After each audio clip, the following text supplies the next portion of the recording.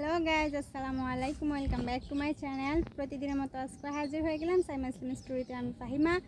আশা করছি সকলে ভালো আছো। আলহামদুলিল্লাহ, আল্লাহর অশেষ রহমতে আমি অনেক ভালো আছি। তো প্রত্যেক দিনে কিন্তু নিয়মিত আসার চেষ্টা করি, কিন্তু আসতে পারি না। সেসব কারণ হয়তো আপনাদেরকে এর আগের ভিডিওগুলোতে দেওয়া হয়েছে। তো ইদানিং আমি আসতেছি না নিজের ইচ্ছে করে, হয়তো অলসতা করে আসতেছি না। আজকে আবার আরেকটু বকা শুনছি, সেজন্য চলে আসলাম। তো যাই হোক, এখন ভাবলাম যে আসলে কাজটা আমার কারণে যেহেতু পিছিয়ে গেছে, তাই আমি চলে আসি।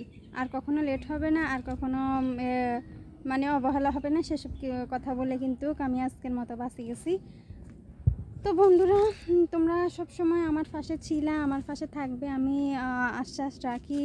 কারণ আমার ভিডিওগুলোর মধ্যে যে ভিউ হয় বা ও দিছে, সেই ভিডিওগুলোর ভিউ দেখি আমি। তো বলছে যে কি মানে আমি ভিডিওটা আমার কারণে যেতে চাচ্ছি, আমি দিতে হবে। তো তোমরা সবাই আমার পাশে থাকলে কিন্তু আশা করি আমি এগিয়ে যেতে পারবো। তো দেখো, আমি আজকে তোমাদের সাথে এমন একটা কথা মানে এমন একটা গল্প নিয়ে চলে আসলাম। তো গাইস, তোমাদেরকে বলতে চাচ্ছি এর আগে যে আমি কয়েকটা ভিডিও করছি, সেগুলোর মধ্যে কিন্তু আমি বলছি যে একটা মেয়ের কথা বলছিলাম যে ওর আসলে মা ছিল না, সেজন্য কিন্তু ওর স্বামীর বাড়িতে গেছে। তারপর হচ্ছে যে ওর স্বামী ওকে রেখে কিন্তু ওর সামনে আরেকটা বিয়ে করে নিয়ে আসছে। দেখেন, এত বড় সাহসটা হয়েছে একটা কারণে, যে ওর হচ্ছে যে কি নিজের ঘরে তার মা না থাকার কারণে, মূল ঠিক না থাকার কারণে। আচ্ছা, যাই হোক, আল্লাহ তাআলা যদি কেউকে নিয়ে যাইতে চায়, তাহলে সেখানে কি কোনো বান্দা ধরে রাখতে পারে? এটা হচ্ছে মেন কথা, আমাদের বিশ্বাস রাখতে হবে। কিন্তু আমার ক্ষেত্রে সেটা কি হয়েছে আমি বলছিলাম আপনাদের সাথে শেয়ার করব। তো আশা করি আজকেই সেই সময়টা হয়ে গেছে। জীবনে মানুষ ভুল করে, কিন্তু ভুলের মাসুল তার সন্তানরা দিতে হয়। সেটা মানে আমি আমার সাথে না হলে হয়তো বিশ্বাস করতাম না। তো যাই হোক, কথা না বাড়িয়ে কিন্তু আমার ঘটনাগুলো আমি বলে আপনাদের সাথে শেয়ার করে নিই। যখন বয়স 8 শেষ 9 পড়ছে, 8-এর মাঝামাঝি, 9 এখনও পরে নাই হয়তো, মানে আমার বুঝ হয়েছে পর্যন্ত আমি আমার 9 বছর গুনতে পারি, সেরকম একটা বয়সে গিয়ে পরের বছরে গুনতে পারছি। তো ধরেন তখন 8 বছরের মাঝামাঝি। তখন আমার আম্মু কোনো না কোনো কারণে পরিবারের ফ্যামিলির চাপে, যেমন মানে অনেকের হয় না তারা শাশুড়ি ভালো না, আবার কারো হয় যে কি ননদ যেগুলো থাকে সেগুলো ভালো না, তারপর অনেকের হচ্ছে স্বামী ভালো না, আবার অনেকের হচ্ছে প্রতিবেশী ভালো না। এক একটা বিষয় এই বিষয়টার উপরে কিন্তু বিভিন্ন মানুষ নির্ভর করে, মানে কারো সংসার ভাঙার জন্য। তো তেমনি আমাদের বাড়ির আমার চাচা যেটা হচ্ছে যে কি, তারা 5 জন, একজন মারা গেছে আর ফুফু 2 জন। তো ধরেন আমার সব সময় ছোটোবেলা থেকে শুনতাম যে কি উনি বলতো যে আমার ফুফিরা মানে ভালো না, আমার ফুফিরা হচ্ছে যে কি সব সময় উল্টাপাল্টা কথাবার্তা বলে বাবার কাছে। বিভিন্ন ধরনের কথাবার্তা নিয়ে দেখতাম তাদের মধ্যে ঝগড়াঝাটকি হইতো। তো যাই হোক, আমার সামনে হয়তো এত বেশি করতো না, কিন্তু তারপরেও আম্মুর সাথে হঠাৎ করে শহর থেকে যদি আসি, আব্বু 2-একটা কথা বলে, আর দেখবেন মেয়েরা কিন্তু সবসময় বাবার পাগল। তো আব্বুর ফিস ছাড়তে চাইতাম না, তারপরে ওরা মানে এড়িয়ে গিয়ে কিন্তু ঝগড়াগুলো করতো। তো ঝগড়া করলেও কিছুটা মানে বুঝতে পারতাম, অনেকে আছে না বয়সের তুলনায় কিন্তু মানে বয়স সেরকম না হলেও কিন্তু বুঝে, হয়তো সেটাই ছিলাম। আর 9 বছরের মেয়ে 8 বছরের মেয়ে হয়তো এতটাও ছোট ছিলাম না, কিছু বললে হয়তো বুঝতে পারতাম। তো তাদের মধ্যে ঝগড়াঝাটকি সবসময় মানে এসব বিষয় নিয়ে লেগে থাকতো, বিভিন্ন ধরনের বিভিন্ন কথা। আর আমার আব্বু একটু মানে অন্য মানুষের কথা একটু বিশ্বাস বেশি করতো, কারণ উনি আম্মুর কাছে এতটা বেশি থাকতো না বলে উনি সবসময় শহরে থাকতো।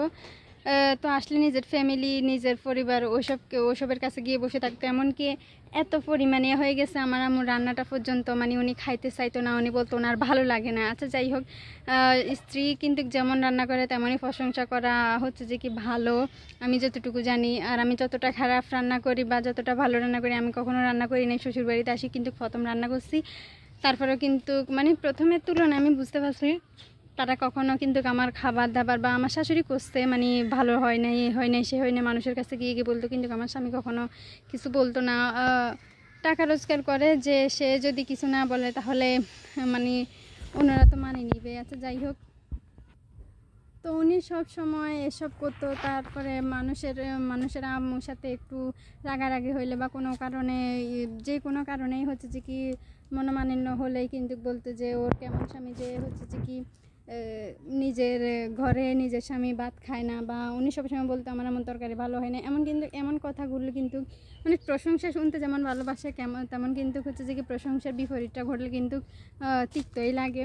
তো উনি সবসময় যেহেতু মানুষের ঘরে খাইতো, মানুষের ঘরে কি মানে ওনার ভাইদের ঘরে খাইতো, তখন কিন্তু ভাবিরা মানে জালেরা কিন্তু সবসময় হচ্ছে যে কি তার সাথে মানে কটুকতা করতো। আচ্ছা যাই হোক, উনি সেসব অনেক দিন সহ্য করছে। যখন আমার ভাই একটা ভাই হয়, আমি হই, তারপর আমার আরও একটা ভাই ফ্যাটে হয়, অনেক দিন হয়তো সহ্য করছে। আর আরেক দিক হচ্ছে যে কি সহ্য করছে একটা কারণে, আমার দাদু অনেক ভালো ছিল, আমার দাদাও অনেক ভালো ছিল।